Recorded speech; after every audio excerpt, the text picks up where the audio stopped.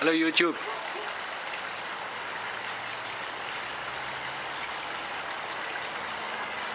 Welcome from my stoep.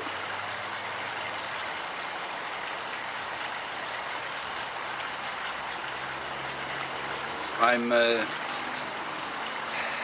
relaxing here in my garden after quite a few hours trying to figure out how to build an Android app. With Android Studio there's a few other easier programs, but each of them, you know, I want to do something and then I can't. So I need to take the difficult road, and that's trying to learn Android Studio.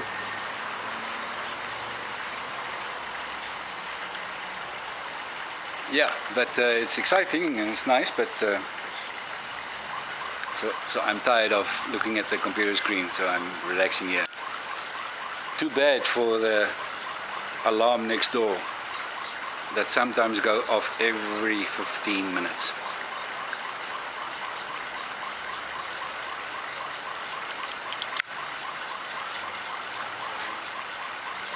Apparently they've got animals inside the house that triggers the alarm.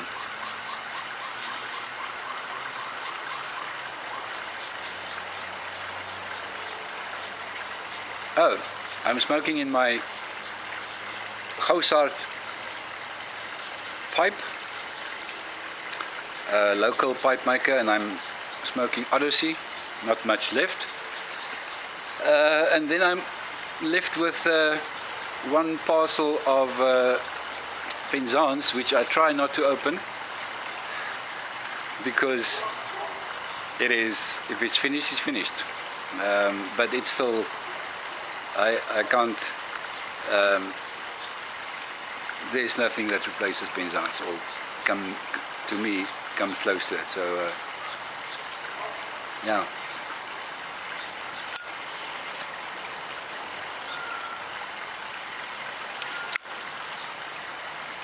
A quick shout out to Samuel Thornton,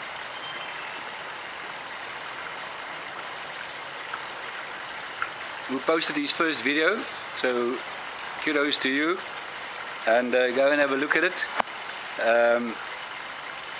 Yeah, it's a nice video, and he's a very pleasant guy, so go and have a look at his video. I'll put the link down there.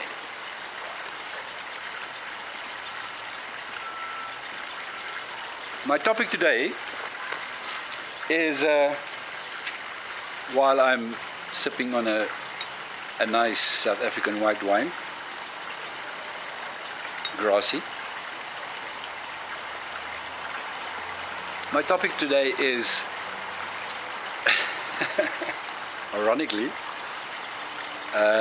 capitalism.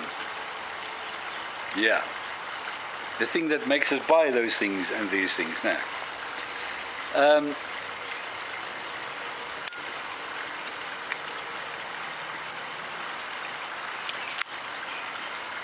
And maybe it's more a question than really to talk about it, because I'm not necessarily qualified to talk about capitalism. I had economy as a subject twice in my life. So I know a little bit about, you know, macroeconomy and exchange rates, and you know how different things affect different things. But I'm not a master at all in economy. Actually, some people will think I don't know anything about economy, because I'm always struggling with finances. Maybe it's because I'm not a pure capitalist. In any case, my point is, or my question is, capitalism is probably still the best solution in terms of how things should work between people buying and selling.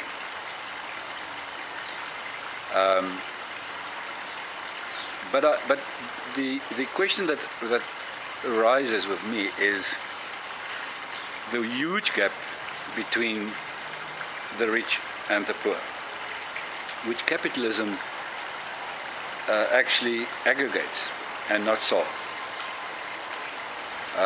South Africa is currently probably the top, but definitely in the top 10 countries of the biggest gap between the rich and the poor. Those that are rich are extremely rich, and those that are poor are extremely poor.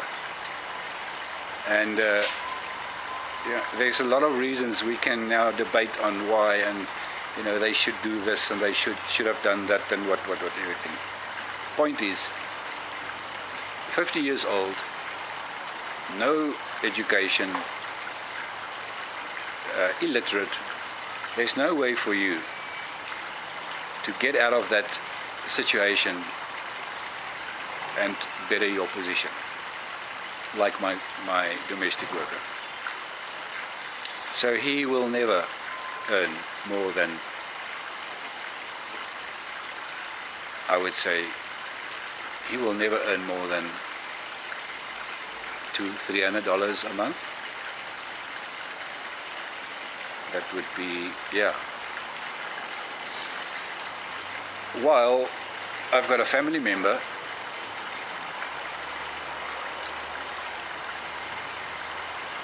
and friends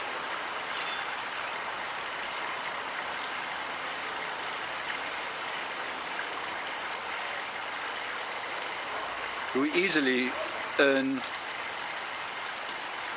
I would say, guessing. Now let me convert quickly. Let's take an easy amount. 100,000 Rand would be around about $14,000. Yeah. So a lot of people earn $14 million, plus and minus.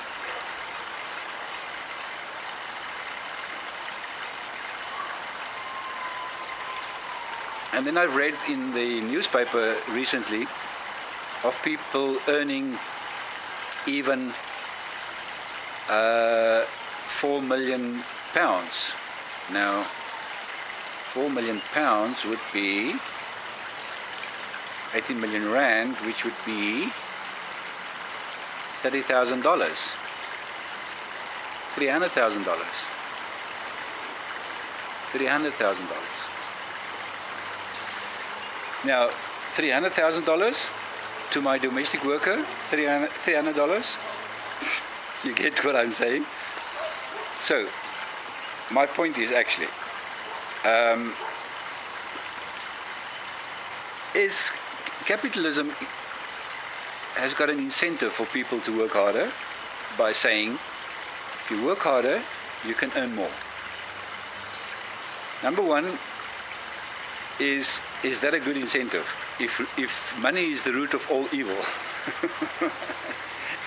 is that a good incentive? To incentivize, is there a word like that? I've just made it up now. To incentivize people by telling them, I will give you more of the evil, more of the root of the evil if you work harder. So that's my one question. The other options are socialism. It doesn't work, apparently. Well, communism didn't work, which, yeah, it's not the same thing, but it's too long to discuss that now. But the point is, socialism hasn't got that incentive to make people work harder. But now I'm wondering, is there something in between, a mixture between capitalism and socialism? Something, and I'm just thinking, some of the Scandinavian countries, do they not use socialism or a kind of socialism which then counter those possibilities of too big a gap between the rich and the poor. I heard something like that, I'm not sure. So please enlighten me. But yeah, that's my question. Is there a way that we can get a mixture of socialism and capitalism, or a system where you still incentivize people, but not to the point where someone can earn $300,000 versus $300. So, yeah, that's my question. That's what I'm wondering about. And I know, to change that is practically impossible.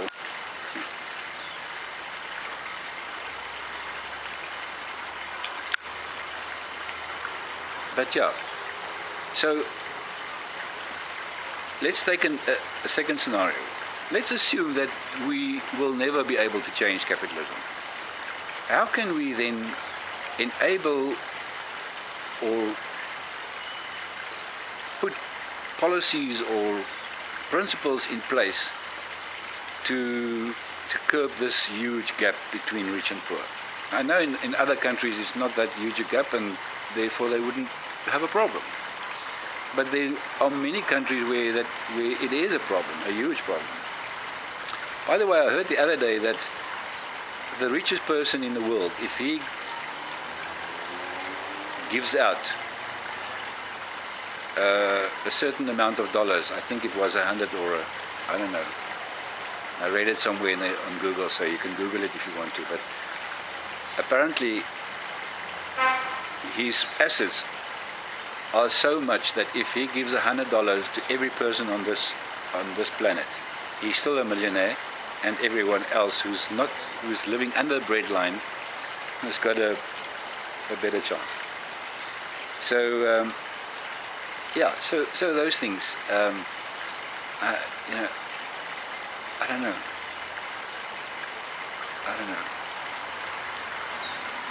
Whether the reason why I'm thinking about this is my heart goes out to those who are poor and cannot change their situation due to whatever reason.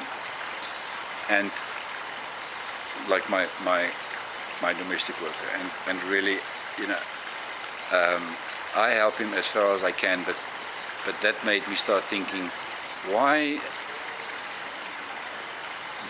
did it come to this, and how can it be solved on a higher level, where not one person tried to figure out and help another person, but where a government system assists the poor to get out of the misery by putting into place maybe some laws. I heard the other day that someone was considering that CEOs of companies should not earn so much more than the lowest person in his or her company, which I think is a pretty good principle. Yeah, so join in, please. Answer, help me out. Answer the question.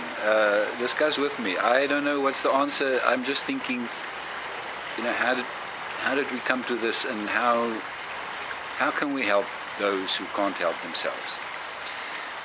So yeah, join in the discussion, and that's all from me for now.